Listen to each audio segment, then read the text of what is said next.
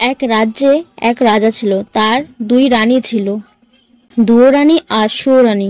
সৌরানী যে ছিল খুব হিংসুটে, আর দুঃখে দুয়োরানীর দিন কাটত। সৌরানীর ছেলে পিলে হয় না।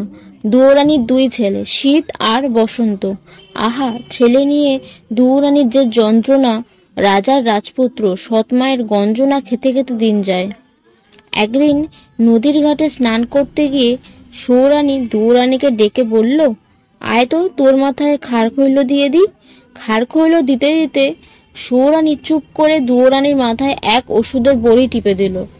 দুঃখিনী দুয়োরানী টিয়া হয়ে টি টি করতে করতে উড়ে গেল।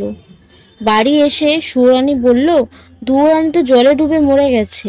রাজা সেটাই বিশ্বাস করলেন। মা হারা শীত বসন্তের দুঃখের সীমা রইল না।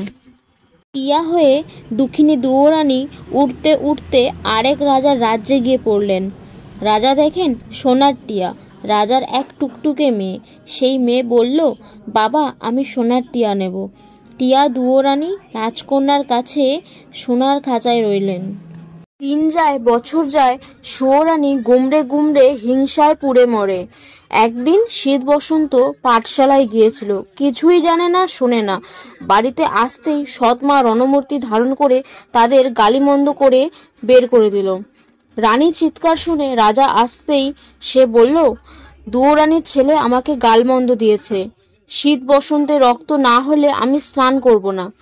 অমনি রাজা জল্লাদকে ডেকে পাঠালেন শীত বসন্তকে কেটে রানীকে রক্ত এনে দেওয়ার জন্য।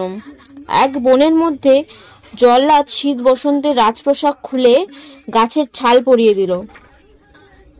শীত বলল, ভাই, কপালে এই ছিল?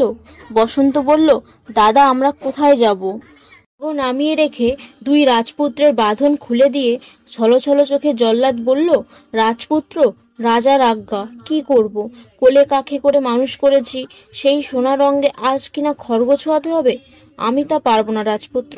আমার কপালে যা থাকে থাকুক, এই বাকল চাদর পরে তুমি বনের পথে চলে যাও। শীত বসন্তকে পথ দেখিয়ে দিয়ে দুটো শিয়াল কুকুর কেটে জল্লাদ রক্ত নিয়ে রানীকে দিল। রানী সেই রক্ত দিয়ে স্নান করলো। শীত বসন্ত দুই ভাই চলে তো চলে, বন আর ফুরোয় না। শেষে দুই ভাই এক গাছের তলায় বসলো। বসন্ত বলল, দাদা, বড় তৃষ্ণা পেয়েছে, জল কোথায় পাবো? শীত বলল, ভাই, এত পথ আসলাম, জল তো কোথাও দেখলাম না। আচ্ছা, তুমি বসো, আমি জল দেখে আসি। বসন্ত বসে রইল। শীত জল আনতে গেল।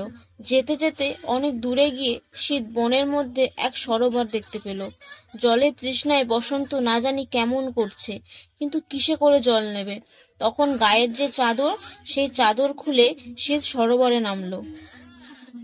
শীত জল নিতে গিয়ে দেখলো তার দিকে একটা পাখি উড়ে আসছে। হ্যাঁ, এই পাখি হলো দুয়োরানী। সোনার খাঁচা থেকে পালিয়ে এসেছে।